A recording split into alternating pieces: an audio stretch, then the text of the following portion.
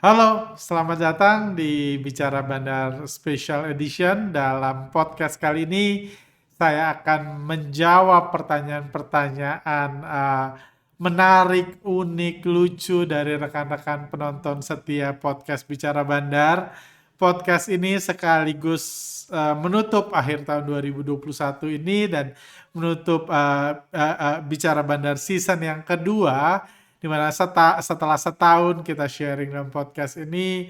Di podcast akhir tahun ini kita mau bahas yang ringan-ringan, yang nggak banyak berhubungan dengan saham, nggak berhubungan dengan bandar, lebih ke sharing hidup, sharing pengalaman, dan ya sebagai ucapan terima kasih saya juga buat rekan-rekan yang sudah dengan setia nonton podcast kami sepanjang 1 tahun di tahun 2021 ini. Oke, kami udah mengumpulkan pertanyaan-pertanyaan lucu menarik yang akan saya jawab. Mudah-mudahan saya bisa sharing something supaya Anda bisa belajar, bisa mengambil pengalaman atau apapun dari yang saya alami sepanjang tahun ini dan di tahun-tahun sebelumnya. Oke, mari kita mulai.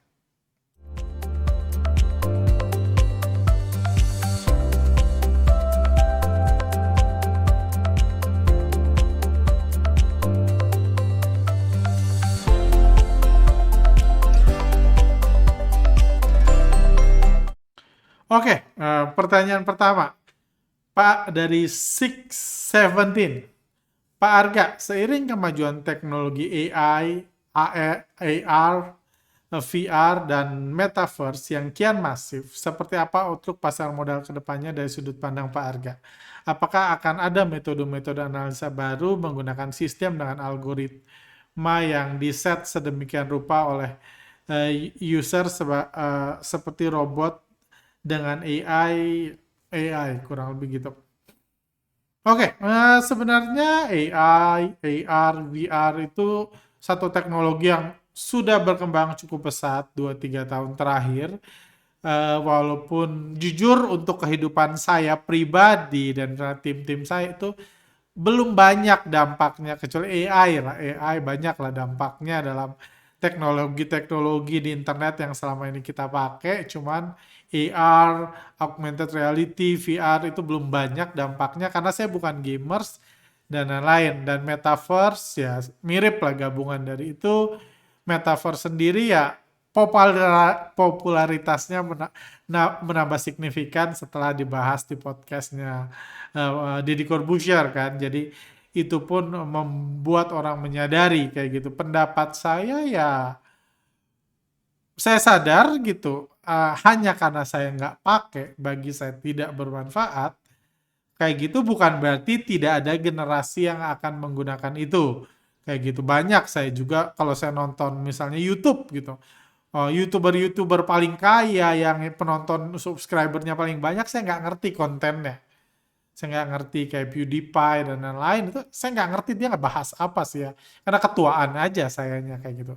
Tapi itu mengajarkan saya bukan berarti yang kayak gitu tidak ada penontonnya.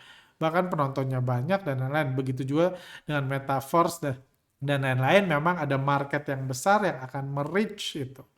Kayak gitu ada banyak orang yang mungkin kedepannya akan lebih suka hidup di dalam metaverse gitu. Ya itu pandangan saya, walaupun saya mungkin nggak termasuk ke dalamnya gitu. Saya udah ketuaan, saya nggak termasuk ke dalamnya. Cuman saya juga nggak mau tutup mata, nggak mau apa ya, nggak mau ngotot bahwa karena saya nggak make, seluruh dunia nggak akan make. Menurut saya nggak.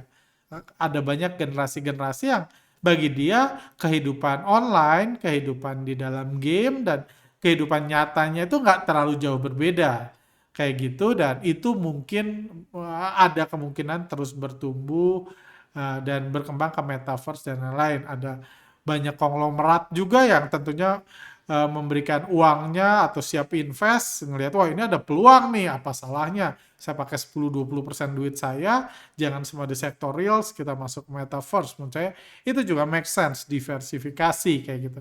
Saya sejauh ini belum punya cukup uang untuk diberikan kafling di metaverse.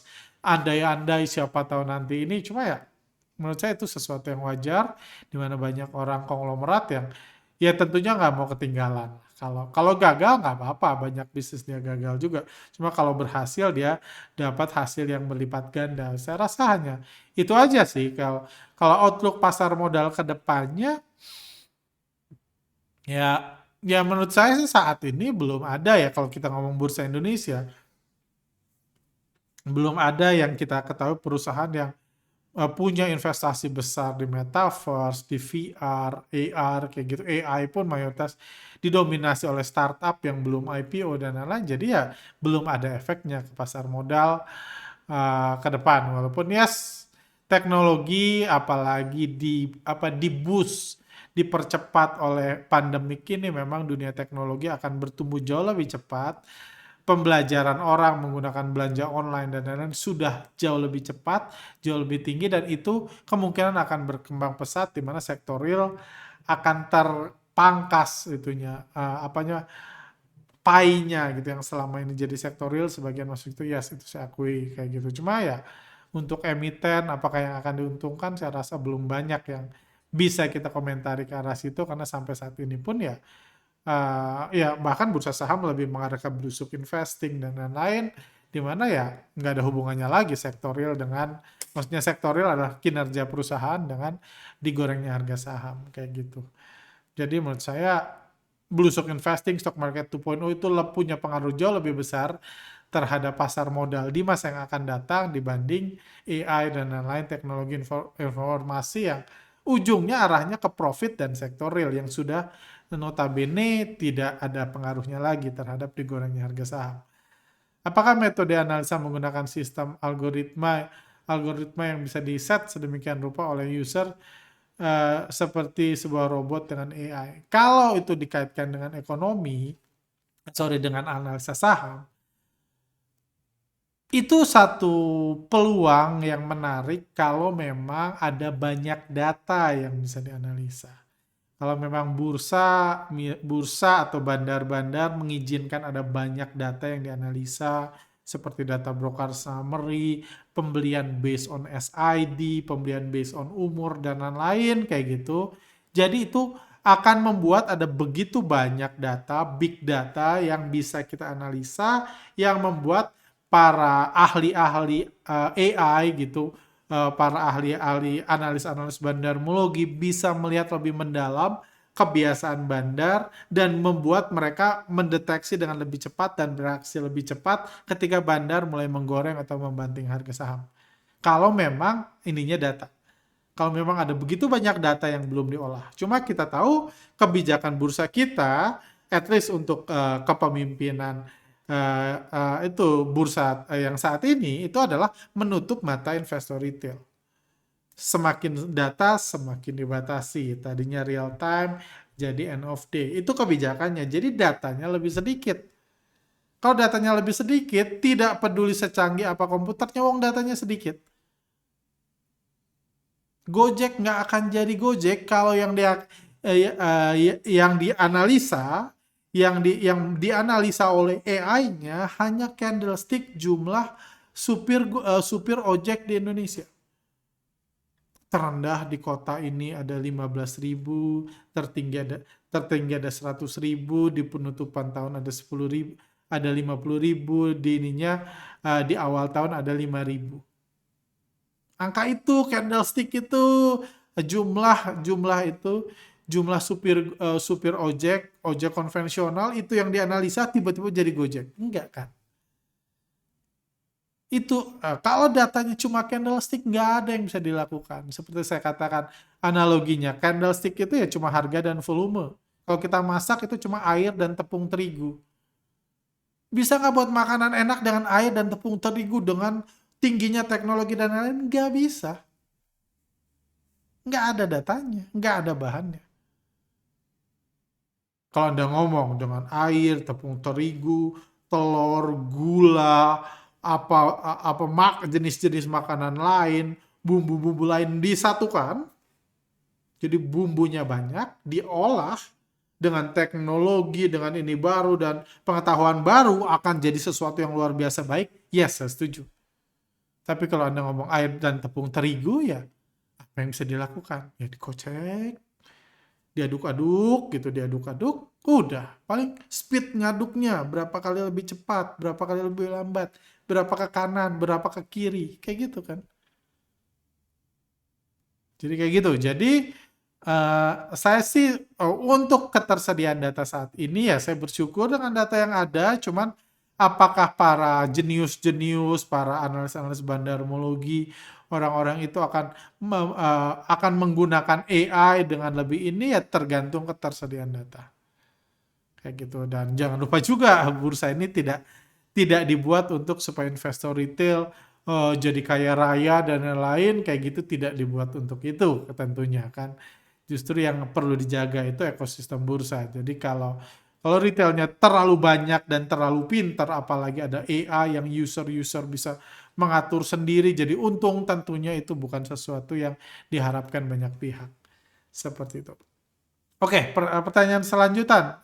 Pertanyaan untuk bicara Bandar Special Edition. Ini nggak ada yang bertanya. Apakah Bandar mempunyai retailologi?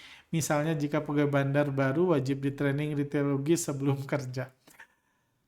Saya rasa sih enggak ya, karena menurut saya kalau Anda bandar, fokusnya adalah bagaimana ya mengetahui kebiasaan investor retail tentunya baik. Cuman tentunya mereka tidak perlu mendeteksi kebiasaan investor retail secara real time, end of day, dan lain-lain seperti kita membaca pergerakan bandar day by day, karena kita mau ngikutin bandar kan. Karena kebiasaan retail itu umumnya gitu-gitu aja.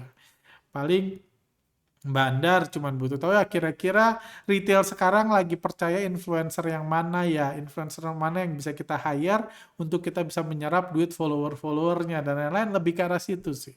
Atau gimana cara menggoreng yang baik supaya retail dengan cepat FOMO langsung hajar kanan menghabiskan uangnya untuk membeli saham yang kita sedang goreng.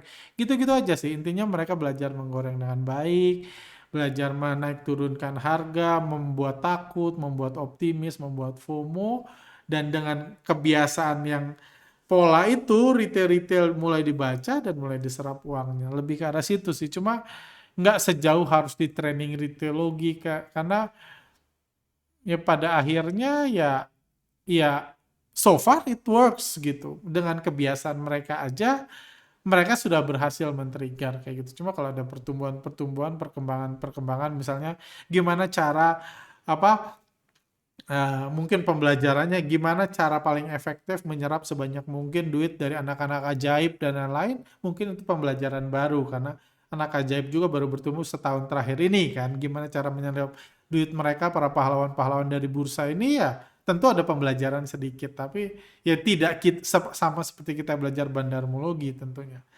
Kayak gitu. Eh Pak Arga, lanjutan. Bagaimana kalau di masa depan mayoritas investor retail memiliki tingkat pemahaman mendalam terkait bandarmologi dan analisis pendukung lainnya? Bagaimana big player dan bandar mengalami penurunan profit secara signifikan walaupun kebijakan penutupan kode broker terus dijalankan? Akankah bursa sering diguyur merah atau minta pendapat pribadi Bang Arga? Menurut saya kata mayoritas ini yang mustahil karena bursa kita saat ini udah dipenuhi oleh pahlawan-pahlawan bursa, anak-anak ajaib dan yang mereka yang diedukasi, didesain untuk bisa berkorban secara luar biasa dan sebanyak-banyaknya yang nonton podcast ini itu paling 20.000 satu podcast. Kalau Anda ngomong knowledge pengetahuan tentang bandarmologi itu paling 20.000. Baru tadi pagi saya baca investor saham di Indonesia sekarang itu 7,5 juta. 20.000 ke 7,5 juta itu 0,000 berapa persennya.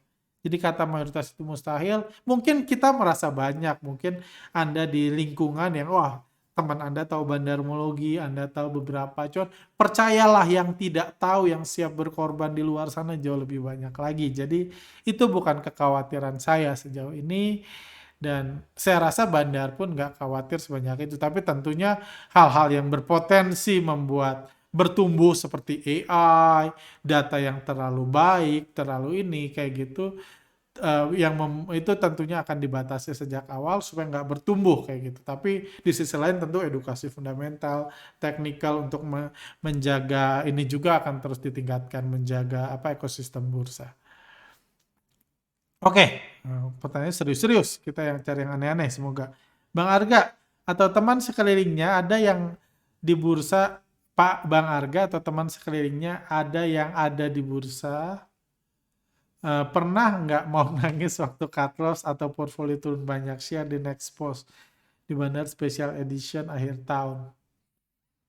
Pernah sih pernah ya, saya ngomong saya aja ya, nggak fair saya ngomongin teman-teman atau tim di CTS. Pernah sih, pernah aja sih, cuma mungkin nggak dalam 3-4 tahun terakhir kayak gitu.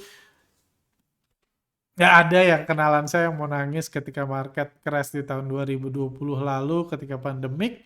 Cuma puji Tuhan pada saat itu saya lagi liburan, dan saya kalau liburan posisi full cash kan, full cash, nggak pegang saham. Jadi ketika market crash saya cuma liburan, ngeliat wah gila nih selamat gua gitu. Jadi nggak pengen nangis juga.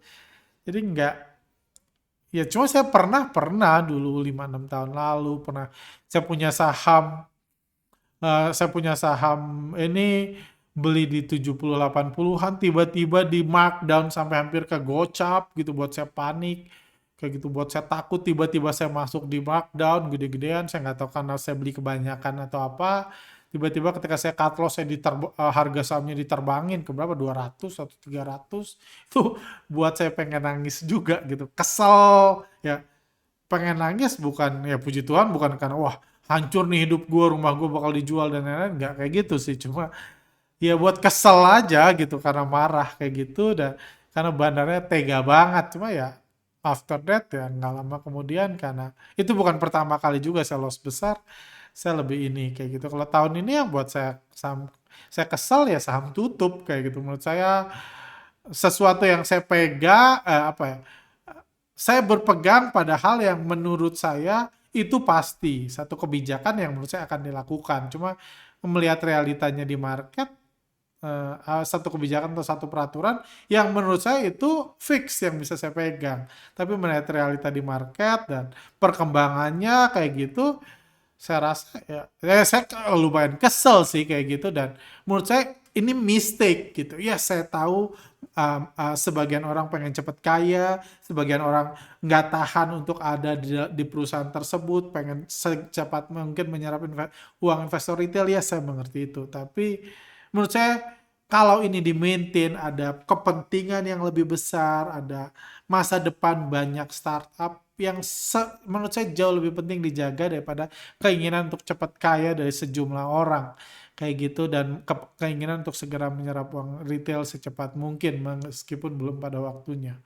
Itu sih yang menurut saya kesal, cuma nggak sempet pengen mau nangis juga karena kan ya warningnya puji Tuhan udah muncul di 1 bulan pertama, dan setelah itu pun saya mengatakan berulang kali podcast, saya mengatakan bahwa ya saya nggak berani beli lagi. Ngelihat ketidakpastian seperti itu, apa yang tadinya saya jadikan pegangan tiba-tiba nggak bisa jadi pegangan, dan saya pertanyakan ke depan pun startup apakah akan diberikan kebebasan seperti ini atau enggak juga. Ya ini harus dijawab dengan di tahun 2022 nanti kayak gitu. Jadi ya pengen sih, pengen, dan wajar kalau itu, karena ya itu pengalaman berarti juga kok kayak gitu. Kadang-kadang kalau di psikologis ada ilmunya, luka yang sangat mendalam yang sembuh itu jadi batas Anda untuk menahan rasa sakit di masa yang akan datang. Kayak gitu. Itu batas Anda untuk bisa menahan, itu ada limitnya. Ada limitnya. Jadi itu sangat, ya itu ada baiknya gitu. Anda jadi tahan banting, punya luka yang mendalam yang membuat Anda bangkit, karena itu batas Anda. Artinya apa? Sebelum Anda mencapai batas, Anda masih bisa beroperasi dengan baik, dengan normal, dengan logis, bisa terus berusaha, terus ini. Berarti semakin besar batasnya, semakin banyak limitnya. Sama semakin semakin apa Anda kuat misalnya. Kalau Anda kuat mengangkat 100 kilo, yang 50 kilo, 70 kilo, dan lain-lain bisa Anda angkat dengan mudah. Tapi kalau Anda cuman, jadi Anda punya banyak pilihan pekerjaan, punya banyak pilihan beban. Kalau Anda cuma kuat ngangkat 10 kilo, berarti pilihan Anda cuma sedikit. Jadi itu something good juga kok. Kalau beberapa dari Anda saat ini mengalami hal yang berat dalam trading, kekecewaan dan lain-lain, kalau Anda bisa hang on, bisa kuat, bisa belajar dari itu jadi bekal buat Anda ke depan. Dan itu bekal yang berarti yang nggak bisa diajarkan di workshop manapun atau buku manapun. Lanjut, Pak Arga, seandainya Waktu bisa diputar ketika Pak Arga masih kuliah. Apa yang akan Bapak lakukan dengan pengetahuan yang Bapak peroleh sekarang? Mungkin ada penyesalan atau langkah-langkah yang diambil salah sekiranya pertanyaan saya dapat membantu calon trader atau investor yang saat ini masih kuliah agar dapat mengambil keputusan lebih baik. Tolong di like teman-teman biar Pak Arga lihat. Ah, apa ya? Kalau saya sudah lama nggak masuk ke tema kalau aja saya tahu masa lalu gitu. Kalau aja saya bisa balik ke masa lalu, saya akan melakukan ini. Saya udah lama nggak berpikir seperti itu. Jadi ditanya gini pun saya bingung kayak gitu karena ya nggak akan pernah kejadian juga anyway gitu. Mundur ke masa lalu jadi buat apa juga saya pusing-pusing untuk itu. Cuma mungkin saya tahu tujuan ini untuk minta nasihat. Kalau saya boleh kasih nasihat, saya rasa sebentar. Kalau saya boleh kasih nasihat, saya rasa nasihatnya sebentar. Sorry, share tadi berisik. Eh, kalau saya boleh kasih nasihat, saya rasa nasihatnya, hmm, oke. Pertama, saya dulu waktu kuliah, saya sebelum lulus kuliah, sejak mulai mengenal saham, saya langsung pengen fokus, pengen jadi full time trader dan banting tulang, belajar setengah mati, trading setengah mati untuk bisa jadi full time trader. Karena menurut saya itu ini yang keren dan lain-lain. Dan saya ketemu banyak mahasiswa seperti itu dan menurut saya itu langkah yang berbahaya. Puji Tuhan saya selamat, tapi itu juga karena saya punya beberapa fasilitas yang mungkin tidak dimiliki orang. Ketika saya memutuskan untuk nggak ngelamar kerja, lulus kuliah langsung trading dan lain-lain, saya punya fasilitas yang nggak dimiliki banyak orang. Yang membuat saya bisa nggak harus makan, hidup saya semua digantungkan ke profit dalam saham. For information, 5 tahun pertama mungkin saya nggak ngadain workshop kok. 5-6 tahun pertama saya trading, saya nggak ngadain workshop. Jadi itu itu income workshop itu datang jauh setelah saya struggle naik turun dan menurut saya keinginan untuk jadi full time trader itu berbahaya. Menurut saya jauh lebih baik kalau Anda mahasiswa, Anda punya mindset bahwa saya pengen fokus belajar trading supaya ini bisa jadi pemasukan tambahan buat saya di masa yang akan datang. Ketika karir saya menjadi besar, penghasilan saya tambah atau saya jadi tua, saya punya skill. Karena menurut saya ini skill yang relevan buat 5, 10, 20 tahun ke depan pun akan relevan kalau Anda punya kemampuan berinvestasi, trading, melihat peluang di bursa saham. Ini skill yang dibutuhkan, bukan buat kaya sekarang, bukan buat untuk menjamin hidup Anda sekarang. Ini saya ngomong mahasiswa ya, mahasiswa. Sisanya Anda boleh tetap kerja seperti biasa, tetap kerja, tetap meniti karir dan lain-lain, tapi Anda dengan mindset, wah, saya tetap pengen jadi trading nih. Jadi kerjaan Anda, karir Anda disesuaikan supaya bisa berjalan bersamaan. Baru setelah itu berjalan, pelan-pelan mungkin Anda lihat, Anda lebih cocok kemana nih. Setelah Anda mapan, punya pengalaman 1 tahun, 2 tahun, 3 tahun trading, kayak gitu. Kayak saya baru trading 6 bulan, udah pengen jadi full time trader. Kayak gitu dulu. Setelah itu mapan, baru Anda mulai bertumbuh ke yang lain. Anda pilih, wah kayaknya saya kerjaan nggak usah terlalu fokus, biasa aja, saya mau trading lebih besar gitu. Persentase tradingnya jauh lebih besar daripada kerjaannya. Atau sebaliknya, kalau saya trading simpel-simpel aja, nggak usah terus di depan market, yang penting karir saya banyak, tapi saya tetap punya skill ini sebagai pemasukan tambahan. Another source of income, kayak gitu. Karena kalau Anda mau jadi, kalau saya kayak saya, waktu itu salah satu struggle saya merasa growth saya itu sangat lambat dibanding teman-teman saya yang lulus kuliah langsung kerja di bank, langsung ini growth-nya sangat lambat. Karena ya kan modal saya sedikit, mau profit 100% setahun pun, 100% setahun pun tumbuhnya dikit. Modal 15 juta baru 30 juta 100%. Selanjutnya baru 100 juta. Itu growth 100% setahun itu banyak. Ya kan? Reksadana hampir nggak ada yang growth-nya 100% setahun. Kalaupun growth-nya segitu dari 60 segitu dan tentunya itu lambat dibanding karena itu growth itu kalau nggak dimakan kan. Bayangkan kalau kuliah udah itu dimakan buat kebutuhan, buat bayar kosan, buat transportasi, buatnya ujungnya nggak ada growth, habis semua gitu deh ini. Jadi itu sesuatu yang itu privilege yang saya miliki di mana saya bisa berjuang bertahun-tahun untuk bertumbuh tapi hidup saya tetap terjamin. Cuman saya nggak menyarankan itu buat mayoritas orang karena salah satu yang buat saya galau adalah wah, apa saya salah pilih karir ya? Iya sih profit, iya sih oke, iya sih tambah pinter. Tapi dibanding itu dan puji Tuhan ya waktu itu saya udah nggak punya pilihan untuk stick di sini, nggak punya pilihan tapi tetap hidup. Saya takut orang yang memilih gitu udah nggak punya pilihan, hidup pun susah, jadi malah frustasi, depresi dan lain-lain. Jadi itu mungkin ini saya jadi nggak cepet-cepet putusin jadi full time trader, tetap memilih dua cabang, memilih dua karir, tetap melamar kerja atau bantu usaha keluarga dan lain-lain supaya bisa tetap tumbuh dua-dua. Ketika Anda cukup mature, cukup yakin, punya pengalaman, baru Anda mutusin. Mau jadi full time trader lah, mau 60% waktu Anda buat trading, atau mau 10% waktu buat Anda trading, itu based on pengalaman yang Anda miliki sendiri. Sambil Anda belajar, berusaha, kerja keras, dan lain-lain. Mungkin itu. Lanjut. Tanggapan Bang Arga tentang metaverse, tadi udah pertanyaan mirip. Kalau sedang buat podcast, Pak Arga pakai celana panjang atau pendek? Isi gelas minumnya apa? Ini pertanyaan ini.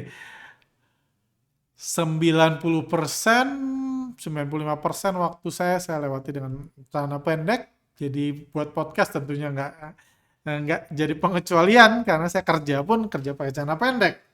Kayak gitu. Ke kantor ya, kantor kami dibuat nyantai ke keluarga. Jadi nggak masalah kerja dengan celana pendek. Even cowok. Cewek sih banyak celana panjang. Cuma cowok pakai celana pendek.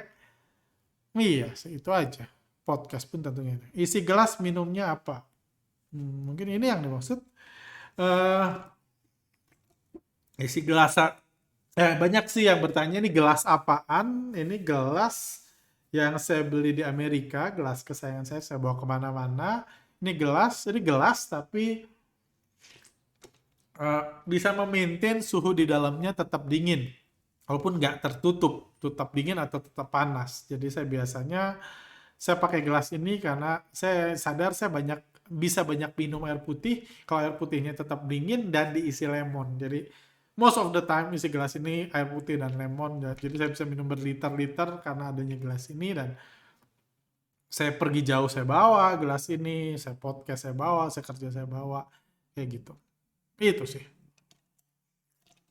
Bukan nggak berhenti minum. Lanjut. Oh, bagi yang pengen tahu gelasnya, siapa tahu ada online, ini gelas yang saya recommended, mereknya Yeti. Harusnya udah ada di Indonesia. Oke, lanjut. Pak Arga, jam berapa saja biasanya ngeliatin jam market di arah mata retail ditutup? Sejauh ini biasa saya lihat dari jam 5 sampai jam 7 malam. Terus pagi-pagi saya lihat lagi sih jam 5. Sebelum jam 7 biasa saya pulang kantor ke rumah buat makan malam. Sebelum jam 7 malam, saya makan malam sama istri jam 7. Itu sih. Paginya saya lihat lagi sih yang belum kelihatan. Itu lagi cuma untuk posisi-posisi penting, strategi buat besok dan lain-lain, ini jam 5 sampai jam 7. Pak Arga masih saudaraan sama Vidi Aldiano. Kalau lihat thumbnail YouTube 2020 mukanya mirip. Enggak juga sih. Enggak tahu. Kebanyakan ngomong mirip. Enggak kenal. Enggak saudaraan. Enak jadi bandar atau jadi retail, Pak? Untuk 99% orang itu enak jadi retail daripada jadi bandar. Kayak gitu. Saya yakin kalau saya menganalisa kondisi 90 dari 100 orang, mungkin cuma satu yang kayaknya lu sih lebih cocok jadi bandar daripada jadi retail. Mayoritas orang lebih enak jadi retail. Walaupun retail nggak bisa tahu harga besok digoreng atau dibanting sama bandar kan. Tapi ngegoreng dan ngebanting itu butuh effort yang lebih besar. Pak, coba ngomong bahasa Sunda. Kumaha Mang? Saya nggak bisa, saya ngerti ngomong bahasa Sunda, cuma setiap orang yang dengar saya ngomong bahasa Sunda nganggap oh nggak pantas, nggak cocok logatnya dan lain-lain. Cuma saya ngerti sih, sebagian besar bahasa Sunda saya ngerti karena saya tinggal di Bandung. Apakah bandar harus disiplin atau tidak boleh telat datang ke kantor? Ya kalau dia pegawainya bandar tentunya ada apa ya, ada kewajiban, ada tugas dia sebagai pegawai kan. Cuman datang pagi-pagi nggak telat itu bukan berarti dia harus ngegoreng tepat jam 9 pagi kan. Karena mungkin jadwal gorengnya baru ada jam 2.15. Jadi even dia datang pagi paling siap-siap untuk ngegoreng jam 2.15 sore. Lanjut. Bandar kalau bandar kalau nyari inspirasi suka ngesenja sambil kopi plus udut kretek nggak ya nggak tahu tergantung bandarnya. Mengapa Telegram cetas mengiklankan kripto berkebalikan dengan yang di konten uang palsu? Itu bukan kami yang mengiklankan, cuma karena Telegram itu gratis, channel kami gratis, tiba-tiba suka muncul iklan tentang kripto yang dibuat oleh Telegram sendiri, bukan oleh kami. Kami nggak mungkin iklankan kripto atau uang palsu. Cuma ya kami juga nggak punya kendali, karena di Telegram kami sih nggak muncul kayak gitu. Cuma di user-user muncul tiba-tiba iklan uang palsu. Pengalaman ketemu bandar yang humble? Ada. Um, menurut saya, apa ya? Nah, ada sih. Even Pak Beni Cokro pun, setahu saya dulu hidupnya nggak ya cukup sederhana gitu. Nggak nggak nggak penuh dengan kemewahan dan lain-lain meskipun hartanya luar biasa banyak kayak gitu. Karena menurut saya pamer itu goalnya untuk jualan. Baik jualan buat klien atau jualan ke follower. Kalau Anda nggak ngerasa butuh itu, Anda nggak pamer sih mayoritas. Untuk bisnismen ya, kayak gitu. Misalnya saya pamer, goalnya supaya Anda misalnya ikut seminar saya dan lain-lain. Itu goalnya. Itu juga berlaku buat hampir semua influencer lainnya biasa. Kayak gitu. Pamer. Kalau dia nggak butuh jualan itu, misalnya yang punya BCA gitu, dia nggak butuh jualan itu. Dia nggak butuh menunjukkan kekayaan dia untuk orang mau nabung di BCA. Dia nggak pamer. Bukan berarti dia nggak hidup dengan layak, hidup memiliki ini, nggak, bukan, bisa aja dia hidup dengan layak, tapi ngapain dipamerin? Menurut saya itu nggak membuat hidup dia semakin enak gitu, mamerin gitu. Punya mobil mewah, aduh harus instastory dulu biar orang lain tahu saya punya mobil mewah. Menurut saya itu bukan sesuatu yang dilakukan oleh orang yang apa ya, orang yang punya banyak duit dan nggak minat jualan. Kalau Anda minat jualan, itu salah satu teknik jualan. Men-trigger orang pengen cepat kaya dengan melihat Anda yang terlihat kaya. Jadi dia beli produk Anda, itu wajar. Di dunia investasi itu wajar. Kayak gitu. Cuma kalau Anda nggak pengen itu, nggak nyari itu, Anda nggak butuh pamer sih. Capek menurut saya. Kalau saya, mungkin ada yang hobi pamer. Cuma kalau saya sih capek. Pak Arga Pak Arga, bandar itu kayak di film-film yang teriak-teriak sell, hold, buy ke tim mereka nggak sih? Ya enggak lah, itu buat seru-seruan doang. Sekarang udah zaman teknologi, mending Zoom meeting daripada teriak-teriak. Kalaupun mereka berjauhan. Kalaupun dari pengalaman Mas Arga, bandar tuh rata-rata umur berapa sih, boomers atau Gen X? Saya nggak punya cukup banyak data bandar untuk saya average kayak jumlah investor retail di bursa rata-rata berapa, itu saya nggak punya cukup data, cuma yang mayoritas sih 40 ke atas umurnya. Lanjut, satu buku tentang kehidupan yang Pak Arga rekomendasikan dan kenapa? Kehidupan ya. Eh, saya udah lama nggak baca buku. 4-5 tahun terakhir saya lebih enjoy audiobook. Cuma ya, saya daripada baca karena saya bacanya lambat. Cuma saya ini yang dua buku yang muncul di kepala saya yang saya baca buku fisiknya itu ada God's Plan for Prosperity. Cuma setahu saya itu nggak masuk ke Indonesia. Cuma kalau Anda bisa dapat e-booknya, audiobooknya itu very good. Cuma itu buat yang ini, buat Ya, saya rasa itu prinsip yang berguna buat semua agama sih. Cuma itu yang nulis pendeta kalau nggak salah. Cuma very good. Itu bagus banget. Sama weirdnya Craig Craig Groeschel ya. Weird itu juga bagus. Tentang waktu hidup dan lain-lain. Lanjut. Makanan kesukaan Pak Arga. Saya nggak tahu. Saya bukan orang foodie. Saya nggak tahu makan kesukaan saya apa ya. Mungkin yang selalu saya enjoy itu saya suka durian. Cuman saya jarang makan durian juga sih. Mungkin itu yang buat saya selalu suka durian karena jarang makan. Buat kesehatan dan karena istri saya nggak bisa makan. Jadi saya jarang makan dan makan durian itu sedih menurut saya kalau makan sendiri kayak gitu. Itu. Paling sering pesan makanan GrabFood atau GoFood merek apa? Merek.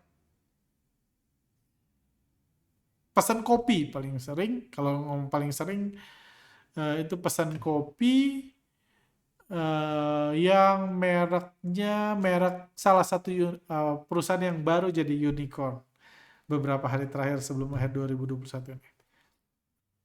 Cerita pengalaman paling unik Pak Arga saat duduk di bangku SMP SMA. Unik mayoritas orang saya di Brazil. Banyak pengalaman unik cuma ya inilah skip aja dulu. Mau nanya nih Mas Arga, apa sebenarnya tujuan bikin podcast ini? Apakah nyari popularitas? Saya rasa bukan. Apa nyari AdSense? Bukan juga. Terus nyari apa? Kalau ilmu bandar mau dipakai sendiri, bukannya itu lebih untung? Kenapa diajarin sama orang cara-caranya? Bukankah kalau banyak orang yang bisa, malah semakin banyak rampoknya, itu berarti bandar akan mengambil tindakan untuk menyelamatkan dirinya. Intinya untuk apa Mas Arga bikin podcast? Eh, sering ditanya sih, cuma kalau mau jawab sangat simpel, intinya satu, saya suka ngajar. Saya lebih suka ngajar daripada nyari duit.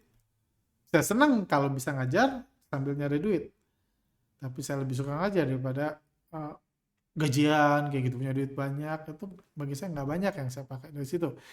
Kayak gitu. Jadi saya suka ngajar,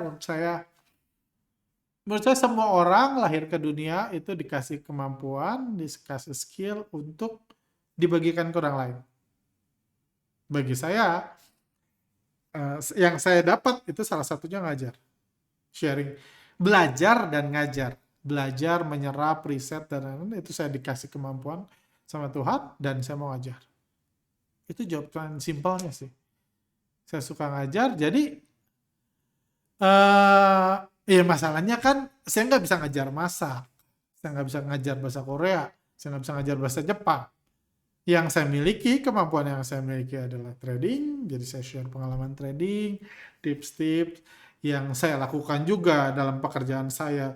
Jauh sebelum saya ngajar, jauh sebelum buat saya podcast adalah membaca pergerakan bandar, menganalisa pergerakan bandar dan lain-lain. Itu yang saya pelajari kan. Waktu kami juga pernah riset tentang psikologi, itu juga yang saya cara otak manusia dalam trading, berfungsi dalam trading dan lain-lain, itu juga yang saya ajarkan. Sesimpel itu sih. Ya tentang investasi, tentang uang, tentang aja. Karena cuma itu yang saya tahu. Saya nggak bisa ngajar tentang kesehatan, tentang itu gitu. Jadi ya kalau sesederhana itu ya bandarmologi dipakai sendiri ngajar tentang yang lain dan orang bisa terberkati, dapat manfaat dengan mendengar saya ngajar lain, saya happy-happy aja. Cuma saya nggak bisa banyak hal lain dan salah satu pembelajaran yang bagus adalah pembelajaran yang saya pahami sendiri, saya pelajari sendiri, saya hidupi sendiri kan. Kayak gitu. Jadi itu sih. Jadi itu alasan utamanya kayak gitu dan menurut saya hidup akan capek, akan melelahkan kalau semuanya parameternya uang. Hidup akan melelahkan kalau semuanya didasari parameternya uang. Kalau saya buat podcast, apakah nanti saya tambah kaya atau tambah miskin? Kalau sebanyak orang menggunakan analisa bandarmologi, apakah ilmu bandarmologi yang saya pakai sekarang tetap bisa dipakai atau enggak? Kalau nggak bisa dipakai, nanti saya tambah miskin dan lain-lain. Kalau mikirnya gitu capek. Saya bukan orang yang berpikir sepanjang itu, jadi banyak yang menganggap saya bodoh, banyak yang bebas sih. terserah kayak gitu. Cuma saya ketemu banyak orang kok gitu yang dia fokus menjalani hidupnya, fokus jadi bermanfaat buat sekitarnya, buat orang lain, dan hidupnya baik-baik aja. Jauh dari miskin, jauh dari kesusahan, dia fokusnya memberi, berbagi, dan lain-lain. Toh saya juga terlepas dari itu, kalau ngomong itu realnya saya juga mengadakan workshop yang dapat uang juga banyak dari situ. Kayak gitu. Dan benar kalau analisa bandarmogi dipakai sendiri, itu juga yang saya lakukan di 3-4 tahun pertama. Saya mengembangkan analisa bandarmogi, saya pakai sendiri, saya nggak ajarin ke satu manusia pun. Saya happy, saya berkembang, tapi saya ngerasa, terus apa? Terus kalau profit tambah, ini. Sementara saya lihat banyak orang yang ngajar, minta diajarin, saya ajarin tarik-tarik garis, saya ajarin ini. Kayak gitu. Saya pernah menggunakan analisa bandarmogi, tapi saya diminta ngajarin orang di ini, ada seminar, saya pakai analisa bandarmogi, tapi yang saya ajarin analisa teknikal. Kayak ngibulin orang saya. Karena saya nggak mau ngajarin analisa bandarmogi. Padahal yang saya pakai itu kayak gitu. Saya orang udah baik, udah ngedatengin saya pengen belajar, saya ajarin teknikal, saya ajarin coret-coret, tarik garis, ngasih nama candlestick, itu saya pernah lakukan. Saya nggak ngerasa saya ini gitu, saya nggak ngerasa saya, yes, pada saat itu saya gunakan bahasa teknikal sih, cuma itu bukan dasar saya memilih saham kayak gitu. Saya cuma ngajarin teori dari buku, dan menurut saya nggak fair lah, saya nggak ngerasa real kayak gitu. Jadi ya yang saya bisa ajarin ya aja analisa bandarmologi. Dan yes, memang ketika saya ajarkan akan lebih banyak yang tahu, ada kemungkinan bandar bertindak seperti yang kita lihat sepanjang tahun ini kan.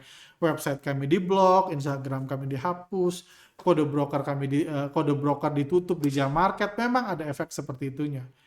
Cuman ya saya percaya kalau kita berbagi, kita juga akan mendapatkan. Kalau kita menabur, kita juga akan menuai. Jadi yang saya dapatkan terlepas dari tantangan, kami bisa beradaptasi dan bisa mengadjust sistem kami, dan kami ajarkan lain juga ke alumni-alumni yang lain. Menurut saya itu masih win-win solution sih. Jadi sampai detik ini saya belum kepikiran untuk berhenti ngajar, karena takut kalau saya terus ngajar lama-lama bandar nutup. Menurut saya kayak gitu sih. Jadi saya nggak mikir sejauh itu, dan saya lebih happy ketika saya ngajar. Nyari AdSense, popularitas memang bukan sih. Gitu. Lanjut. Pertanyaan edisi akhir tahun, 42 menit. Bang Arga, sampai sekarang saya nggak lihat ada ad endorse di YouTube-nya Bang Arga. Apakah nggak minat buka endorse gitu? Kan nggak harus endorse aplikasi investasi, bisa iklan makanan atau minuman gitu, kayak iklan di podcast ternama di Indonesia. Kan lumayan Bang, uangnya bisa disumbangkan untuk acara sosial yang biasa Bang Arga lakukan di Indonesia Timur. Kalau memang Bang Arga nggak mau pakai uangnya, terima kasih, sukses. Nggak tahu sih, saya sih nggak mikir sejauh itu juga. Kayak gitu, seperti saya bilang, saya nggak harus semua yang saya lakukan itu ujungnya uang. Karena saya percaya ya lakukan aja kayak gitu ya. Pertama, banyak sih yang nanya mau minta fee endorse segala macam. Kami bilang, aduh kita nggak biasa endorse, nggak ada harganya, nggak ada fee-nya, nggak ada ininya. Bahkan beberapa yang saya pernah tanya, saya bilang, ya lu kasih kasih aja produk lu kayak ini, kalau menurut saya feel ini, saya akan endorse, bayarnya ya gimana ntar lah kayak gitu. Cuma mereka bingung kalau dijawab kayak gitu, jadi nggak jadi.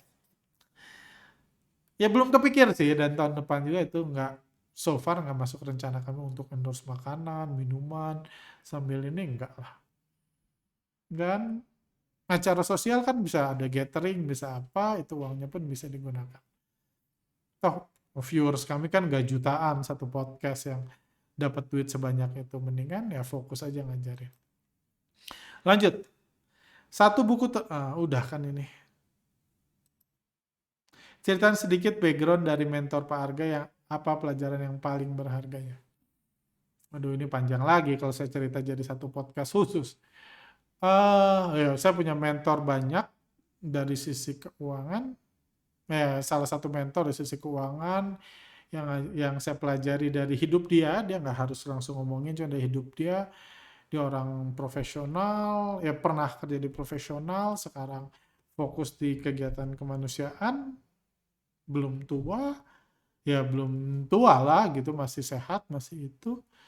Udah kenal, kalau saya lihat, kenal banyak orang-orang sukses, orang-orang ternama, konglomerat. Yang saya pelajari dari dia, uang itu nggak perlu dicari. Fokus jadi orang yang baik, fokus solve problem buat orang lain. Kayak itu yang saya lakukan. Menurut saya, orang lain banyak butuh belajar, saya pengen jadi pengajar yang baik. Saya solving problem bagi mereka. Saya belajar bandarmologi 10 tahun lebih, 15 tahun, 10 tahun lebih, saya pengen coba ngajarin itu dalam 4 hari. Bagi saya itu solve problem. Jadi fokus solve problem, fokus berguna buat orang lain, fokus ya. Itu berlaku buat semua ya, even jualan jualan itu air mineral juga Anda bisa solve problem, solve problem mereka yang kehausan, mereka yang butuh minuman dan lain-lain. Anda bisa jualan itu, lakukan itu dengan konsisten, dengan baik, dengan inovasi, tingkatkan efisiensi. Intinya lakukan manage kerjaan Anda dengan baik, uang akan datang sendiri, uang nggak usah dicari. Itu sih, menurut saya itu salah satu pembelajaran yang saya belajar lebih dalam lagi tahun ini, dan itu juga yang saya lihat dari ini, bahwa capek-capek nyari uang, uang datang sendiri kok. Karena uang itu banyak, jangan nganggap uang itu sedikit, uang itu banyak. Cuma kadang-kadang orang yang punya duit nggak mau ngasih uangnya ke Anda karena Anda nggak solve problem mereka. Itu aja. Pak Arga dan istri suka nonton di bioskop bareng nggak? Ya kami nggak sesering itu nonton karena ini pandemik. Mayoritas tahun kami 3 tahun nikah, 2 tahun itu pandemik kan, jadi jarang nonton. Cuma ya saya cukup sering nonton, tapi belum nonton Spider-Man. Ceritain pengalaman Pak Arga saat Pak Arga marah. Aduh, bingung ceritanya gimana. Simpel aja, apakah bisnis perbandaran itu halal dan syariah? Hehe, saya nggak punya kapabilitas untuk menjawab itu. Boleh tahu apa yang jadi misi CTS? Misi CTS itu menjadi dan mendatangkan berkat. Kita mau menjadi berkat, apa yang kita sharing, pengennya bermanfaat, semua riset, semua pembelajaran, semua produk itu pengen memberikan itu pengen jadi supaya bisa mendatangkan berkat, supaya berkat, rezeki bisa datang ke orang-orang yang mendengar kami. Dan menjadi berkat itu memberi ke mereka yang membutuhkan, memberi ke ini, memberi itu. Jadi fokus kami itu menjadi dan mendatangkan berkat. Fokus saya juga itu ke pegawai-pegawai di sini bisa menjadi dan mendatangkan berkat. Sesimpel itu sih. Nggak ada bandarmologinya ya, cuma ya itulah. Pertanyaan Pak, podcast akhir tahun. Saya follow IG Bang Arga dan penasaran kenapa Bang Arga jarang sekali share kehidupan pribadi dan show off liburan-liburannya, barang-barang kerennya, atau kemauan-kemauan lainnya seperti para influencer saham lainnya. Padahal itu tentunya akan memotivasi orang lain untuk belajar bandarmologi juga. Saya udah jawab sih mayoritas di pertanyaan-pertanyaan lainnya secara nggak langsung. Pertama, liburan liburan sih, cuma saya bukan orang yang share instastory ini liburan dan lain-lain kayak gitu. Kalau share pun kadang-kadang yang di private. Biasanya nggak serajin itu mendokumentasi. Istri senang sih karena istri suka desain, suka foto, cuma saya enggak. Itu satu. Kalau barang mewah saya nggak punya, saya nggak suka barang mewah. Ya mewah beda-beda ya buat orang gitu, cuma mewah yang puluhan ratusan juta kayak gitu untuk barang-barang kayak jam, kayak itu saya nggak suka sama sekali. Bagi saya itu beban punya barang seperti itu. Saya lebih suka ringan, tangan saya nggak ada perhiasan, itu saya lebih happy. Itu. Ya intinya kenapa saya nggak suka show off? Ya karena bagi saya apa yang share, saya pengen apa yang saya share di sosmed, itu ngomong sosmed, edukasi dan lain, itu yang menurut saya bisa bermanfaat buat Anda. Bukan bermanfaat buat saya. Saya dapat manfaatnya, saya suka ngajar. Cuman menurut saya orang share punya mobil Mercy di sosmed, itu nggak bermanfaat buat yang nonton. menurut saya buat yang nonton, saya pengen semua yang saya share ya, nggak semua bermanfaat, cuman harapan saya pengen semua bermanfaat. Anda ngelihat orang punya ada orang share dia punya rumah besar, rumah mewah, yang nonton tuh nggak dapat manfaat apa-apa menurut saya. Hanya karena orang lihat oh, dia mobilnya mewah, waduh saya jadi termotivasi sebagai penonton pengen punya mobil mewah. Yakin itu yang akan Anda rasakan. Karena saya yakin Anda udah tahu ada mobil mewah, dan kalau Anda pengen, Anda udah pengen punya mobil mewah. Bukan motivasi akan muncul ketika Anda orang melihat salah satu influencer punya mobil mewah. Kayak gitu. Jadi, ya menurut saya itu sih. Jadi itu nggak ada manfaatnya. Pamer itu nggak ada manfaatnya bagi yang nonton. Ada manfaatnya bagi yang pamer. Karena jualannya tambah laku. Dia lebih dikenal, followernya makin banyak. Cuman buat yang nonton tuh nggak ada manfaatnya. Saya nggak suka sharing seperti itu. Saya sharing bandarmologi ini saya nggak mau pamer, nggak mau apa ya. Jadi saya pengen kalaupun Anda mau belajar bandarmologi, simply karena Anda tahu, Anda mulai mengerti bagaimana market works, bagaimana harga digerakkan oleh bandar dan lain-lain, Anda jadi pengen bandarmologi. Bukan karena Anda nggak lihat, wah saya hidup berkelimpahan, jadi pengen belajar bandarmologi. Saya pengen Anda kritis, karena saya orang-orang kritis lah yang cocok belajar bandarmologi. Orang yang cuma ngelihat bungkusnya doang itu nggak cocok belajar bandarmologi, belajar yang lain aja. Lanjut, udah 51 menit. Saya ini apa motivasi untuk tetap hidup? Bermanfaat bagi orang lain, bagi keluarga. Kepanjangan kalau dibahas ini. Pertanyaan podcast akhir tahun, Pak Arga mau tanya, sebagai pemilik CTS yang sudah pasti memiliki materi yang berkelimpahan, again, pernah nggak Pak Arga jajan kuaci? Ya pernah lah. Ciki-ciki, udah nggak. Beli sampo sasetan, udah nggak. Ya, atau jajan, ya pernah, cuma sekarang udah nggak. Dan jajan iseng-iseng di warung dekat rumah, itu juga tidak, karena saya nggak jajan orangnya. Dan sekarang udah ada food-foodan yang bisa pesan lebih simpel. Mau jawab podcast akhir tahun, sudah terjawab.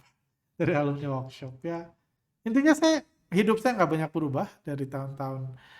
Dari 10 tahun lalu sampai sekarang nggak banyak perubahan dalam hidup saya, dalam gaya hidup saya, dalam yang saya makan, cuma lebih ke efisiensi ini yang ngapain beli sampo sasetan gitu, lebih cepat habisnya, lebih ini kayak gitu ya beli sampo besar aja nggak ngehemat banyak kok gitu.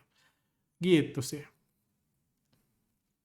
Ya, saya salah satu makanan favorit saya satu bakso di Bandung. Saya masih makan sampai detik ini. Kayak gitu. Itu saya makan sejak mahasiswa dulu. Yang punya kenal sama saya, beberapa yang follow IG saya di Bandung tahu itu bakso di mana. Saya pernah share di Instagram dan pernah yang ngirim foto ke saya lagi makan di situ. Intinya saya nggak banyak berubah. Saya nggak ngeliat sesuatu itu perlu dirubah karena saya tetap enjoy. Ngapain harus dirubah?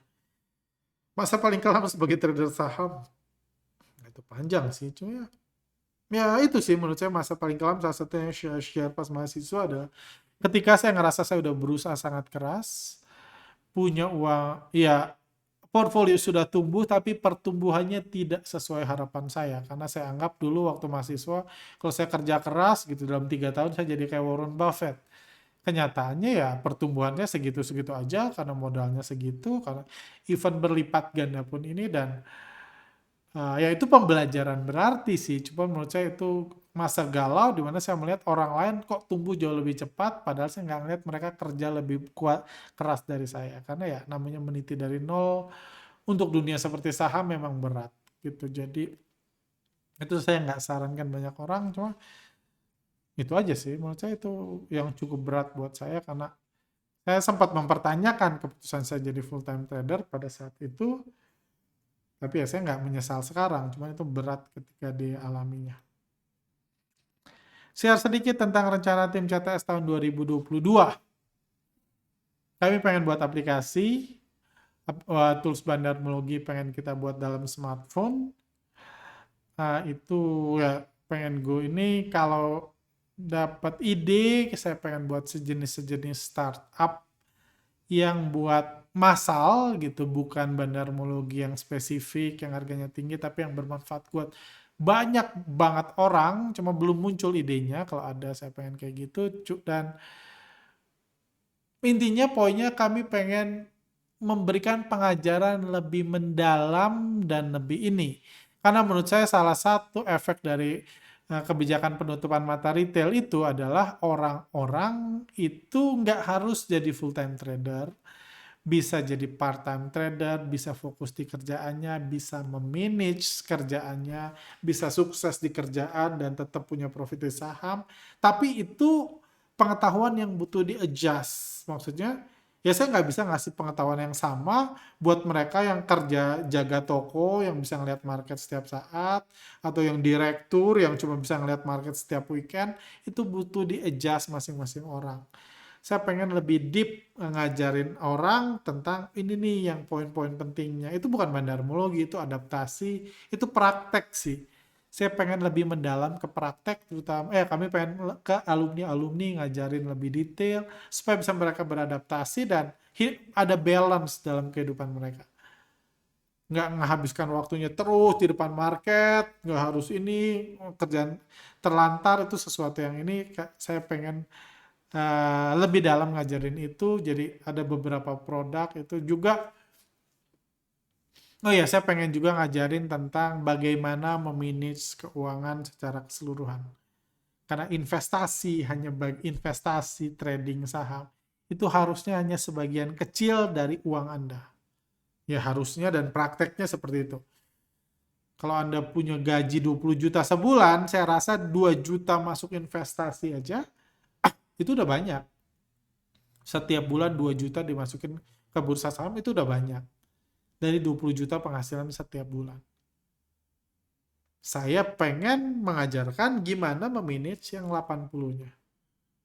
Bukan supaya yang 80-nya masukin ke bursa saham, enggak. Cuman saya pengen sharing 80 itu sebaiknya diapain sih. Biar kita bisa punya rumah, punya ini, dan lain-lain. Dan itu saya pengen memanage itu salah satunya karena video yang tentang hidup berkelimpahan yang merubah 1 juta jadi 1 miliar yang pernah saya share, direspon sangat positif. Kami pengen buat either kelas seperti itu, saya nggak tahu formatnya, cuma yang terjangkau orang yang mudah diri dan bisa, menurut saya itu ngasih impact besar juga gitu. Karena sebesar-besarnya impact yang saya ajarin kalau untuk investasi dan trading saham itu cuma memanage paling banyak 10% dari uang Anda. Paling banyak 10%, 20% itu.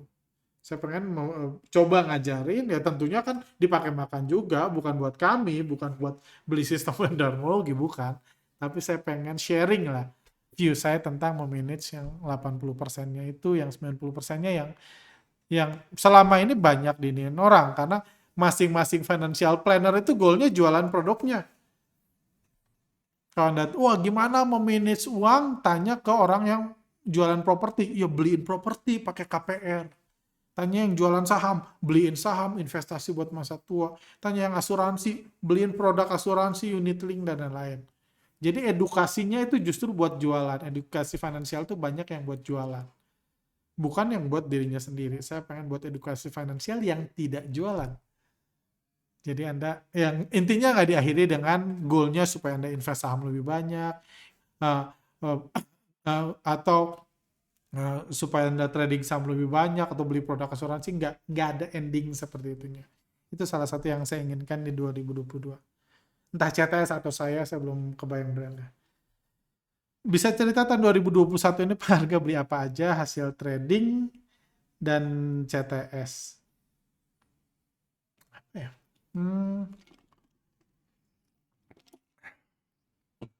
Kalau saya nggak bisa memecah ya trading CTS ya, digabungin. Yang saya sering share aja kan, saya beli saham salah satu startup, jadi angel investor. Saya buat saya pribadi saja, saya nggak beli apa-apa, HP nggak ganti, mobil nggak ganti, dan lain-lain. Nggak ini. Oh ya, saya beli rumah sama istri karena per tahun depan saya pengen ada rencana untuk hidup di 2 kota, di Bandung dan di BSD. Saya baru beli rumah di BSD yang masih perlu direnov. Juga ya ada project-project lain lah, investasi yang lain dengan istri yang untuk di bidang properti di BSD. Itu sih. Itu, saya lupa yang lain. Oh, udah sejam ya? Terakhir deh. Kalau Pak Arga di awal tahun dikasih uang cash 1 triliun, kira-kira bakal dibeliin apa? Tolong jawabannya jangan saham dan jangan untuk modal. Jangan untuk modal, maksudnya modal apa ya? Oke. Ya pasti jangan, nggak saham sih kalau orang ngasih 1 triliun, itu saya yakin orang ngasih itu ya bukan buat supaya saya punya modal trading lebih banyak, bisa beli saham BCA lebih banyak, ya buat apa mereka ngasih saya itu? Apa gunanya saya dibanding ngasih orang lain? Jadi saya tentunya itu nggak akan saya gunakan untuk membesarkan usaha, membesarkan CTS dan lain-lain. Saya rasa kalau saya dapat ada orang yang ngasih 1 triliun, mungkin ya saya akan menggunakan, ya saya yang kepikir ide liarnya mungkin saya akan ngundang beberapa orang, mentor saya, beberapa orang yang saya tahu punya keinginan, punya visi bagus untuk menjadikan Indonesia lebih baik, merubah kehidupan orang lain dan lain-lain. Itu saya kumpul, saya ajak buat tim, buat komite, ini ada uang 1 triliun, gimana kita distribusikannya ke orang lain. Project apa yang kita bisa berpartisipasi, koneksi apa ini, supaya uang 1 triliun itu bisa masuk dengan cerdas, bisa masuk dengan baik, dengan efektif untuk merubah kehidupan orang dan menyekolahkan, membangun rumah sakit. Jadi uangnya itu bisa berguna dari generasi ke generasi. Mendatangkan perubahan dari generasi ke generasi. Karena kalau 1 triliun dibeliin sembako, dibagikan ke seluruh orang Indonesia, habis, nggak ada efeknya. Jadi 1 triliun yang pasti, ya saya sih nggak merasa saya pengen 1 rupiah pun dari situ. Kalau ada yang ngasih, saya pengen berpartisipasi dan mungkin itu membuat saya bisa ngundang lebih banyak orang, yuk orang-orang baik, orang-orang yang mau mendatangkan perubahan untuk ini. Karena menurut saya ya banyak kelemahan pemerintah, banyak proyek-proyek pemerintah yang nggak yang belum efektif, dan ya daripada nyalahin mendingan ya berpartisipasi. Misalnya di Indonesia Timur itu ketimpangan luar biasa banget dibanding di Indonesia Barat misalnya. Nyalahin gampang gitu, cuma ngasih solusi susah. Mendingan kita jadi solusi di sana. Apa yang bisa kita lakukan supaya orang-orang di Indonesia Timur bisa hidup lebih layak, lebih sehat, lebih cerdas dari generasi ke generasi. Ada orang hebat sehingga daerahnya berubah kayak Indonesia bagian Barat. Kayak gitu. Jadi menurut saya itu aja gitu. Uh, itu yang lebih saya inginkan kayak gitu, dan itu sih nggak ada urusannya sama saham sih menurut saya. Itu saya undang makan. Ini seru juga sih pertanyaannya. Belum kepikiran jawabannya, coba ya itu yang kebayang buat saya sih kayak gitu. Karena 1 triliun tuh banyak. Waktu itu ada yang ngasih 2 triliun ya, walaupun nggak tahu ujungnya gimana, cuma 1 triliun tuh banyak banyak. Bisa ratusan ribu orang hidupnya berubah, dan tentunya butuh manajemen yang baik, butuh connection yang baik, butuh tim yang kuat untuk memanage itu. Jadi yang pertama saya lakukan, saya undang beberapa orang yang saya udah kebayang sih orangnya. Saya undang, yuk ini 1 triliun mau kita buat perubahan buat Indonesia overall, siapa aja yang butuh kita rubah, dan dibagikan. Diaudit ini, dan kalau bisa uangnya itu bisa muter ya, nggak habis gitu, muter dari generasi ke generasi, muter sehingga perubahannya terus memberdayakan ekonomi orang dan lain-lain. Itu sih. Lanjut, legasi atau kenangan apa yang ingin Bapak berikan buat orang-orang yang mengenal Pak Arga? Ini udah 1 jam. Kenangan hidup berkelimpahan. Itu aja kali ya. Nah, Anda bisa nonton video sebelumnya, cuma ya itu simpelnya. Legasinya ya belajar hidup berkelimpahan yang berguna buat orang lain, karena menurut saya itu ujungnya sebanyak apapun uang buat Anda. Salah satunya goalnya adalah supaya Anda happy kan. Orang beli mobil mewah, beli rumah gede supaya dia happy, dan Anda bisa mulai happy sekarang dengan mulai hidup berkelimpahan dengan uang yang Anda miliki, berguna buat orang lain. Menurut saya itu akan buat Anda happy, dan kalau saya mau kasih legacy ke orang ya belajar hidup berkelimpahan sekarang. Dan saya percaya akan terus bertumbuh semakin baik ke depannya. Oke. Itu aja. Udah 1 jam lebih. Kok kayak banyak ini ya, banyak ini ya. Itulah, thank you buat pertanyaannya. Mudah-mudahan terjawab, mudah-mudahan saya bisa sharing something buat Anda. Ini penutupan podcast Bicara Bandar season yang kedua. Tahun depan akan ada season yang ketiga, walaupun mungkin saya nggak tahu apakah akan langsung di bulan Januari, langsung di awal tahun, atau ini masih kita akan ngobrol sama tim. Saya juga baru selesai liburan tanggal 31 ini. Sudah liburan cukup lama, udah cukup fresh, akan menggambarkan ide-ide baru ke depan, dan akan ada yang pasti akan ada podcast season ketiga, tapi formatnya masih dipikirkan. Itu aja. Selamat tahun baru buat rekan-rekan. Selamat enjoy hari terakhir di tahun 2021 ini. Saya doakan di tahun 2022 nanti akan ada hal-hal baik, kesuksesan yang Anda dapatkan dalam kehidupan Anda. Oke, sehat selalu. Thank you untuk tahun 2021. Sampai jumpa tahun depan.